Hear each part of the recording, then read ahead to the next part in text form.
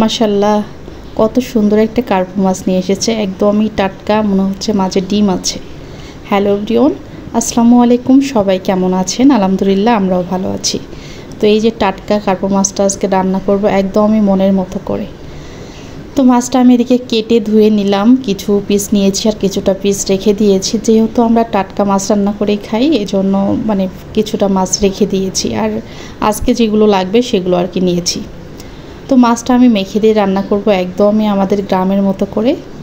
তো এখানে আমি কাঁচামরিচ আর বেশি করে একটু পেঁয়াজ নিয়েছি, এগুলো ভালোভাবে ব্লেন্ড করে নেব। মাছটা সবসময় টাটকা মাছ এভাবে মেখে দিয়ে রান্না করলে দারুণ মজা হয়। তো এই জন্য এভাবে রান্না করলাম। আর বনর বাবা সবসময় মাছ এইভাবে রান্না করলে বেশি পছন্দ করে। তো আমি এখানে শুধু জিরা বাটা নিয়েছি, আর কোনো বাটা মশলা দেব না। তারপরে হচ্ছে এখানে স্বাদ অনুযায়ী লবণ, হালকা একটু মরিচের গুঁড়ো, হলুদ গুঁড়ো আর একটা মাছের মশলা আর কি। তো সেটা দিয়ে দিলাম। দেওয়ার পরে এই যে পেঁয়াজ আর মরিচ বাটাটা দিয়ে এটা হাত দিয়ে ভালোভাবে মেখে নেব। তো এইভাবে কিন্তু মেখে অনেকেই আছে যে মাছের ভাপা করে, বলতে এই যে মাছটা সুন্দর করে তেল সব কিছু দিয়ে মেখে নিলাম, নিয়ে যে কোনো একটা বাটিতে করে ভাপা করলেও কিন্তু এটা খেতে অসাধারণ হয়। তবে ধরেন এটা আমার প্যান ভাপা, ওইভাবে আমি খুব বেশি ঝোল রাখবো না, একটু মাখা মাখা টাইপ করব। আমি ভাবছিলাম কার্পু মাছ খেতে খুব বেশি টেস্ট হয়ে থাকে না, এই জন্য মাছটা একটু মাখা মাখা করব, আর কোনো সবজি দেবো না মাঝে। কিন্তু রান্নার পরে খাওয়ার পরে আমার একদমই মানে সব কিছু চেঞ্জ হয়ে গেছে, কারণ মাছটা এত মজা ছিল কী আর বলবো। তো যাই হোক, আমি সব কিছু দিয়ে মেখে দিয়ে এই যে পরের মতো পানি দিয়ে এটা চুলায় দিয়ে দিলাম। খুব বেশি পানি দিইনি, কারণ খুব বেশি ঝোল রাখবো না। এবার চুলার জালটা এই যে লেগে দিলাম, এখন ধীরে ধীরে রান্না হওয়ার পালা। তো জানি না আমার রান্নাগুলো আপনাদের কাছে কেমন লাগে, তবে আমার মতো করে একদিন রান্না করে খেয়ে দেখবেন। আমি যেগুলো রেসিপি দেই আশা করি সবার কাছে অনেক ভালো লাগবে। তো মাছটা কিন্তু এক পর্যায়ে এই যে হয়ে গেছে, আমি মানে বলক এসে গেছে একদম। তো আমি আরও ঝোলটা কমিয়ে নেব।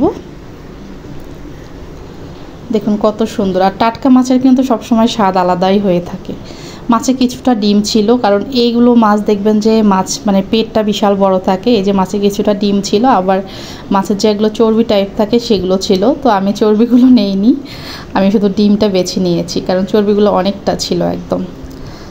তো যাই হোক, আমি যে নাকড়ি যেটা বলি আমরা কে বাঁশের, এটা আমার নাকড়ি। তো এটা দিয়ে হচ্ছে আমি ভালোভাবে নেড়ে চেড়ে দিচ্ছি যেন মাছটা ভেঙে না যায়। এটা আমার দাদা শ্বশুরের দেয়া গিফট, আমার নিজের দাদা শ্বশুর না, মামাতো দাদা শ্বশুর। তবে উনি অনেক ভালো, তো ওনার যত্ন করে দেয়া গিফটগুলো আমি সবসময় কাজে ইউজ করি আর কি। তো এই যে মাছটা কিন্তু আমার রান্না প্রায় হয়ে গেছে, ঝোলটা অনেকটাই কমে গেছে। এটুকু ঝোল রাখবো, কারণ ঠান্ডা হয়ে গেলে এটা কিন্তু একদম মাখা মাখা হয়ে যাবে।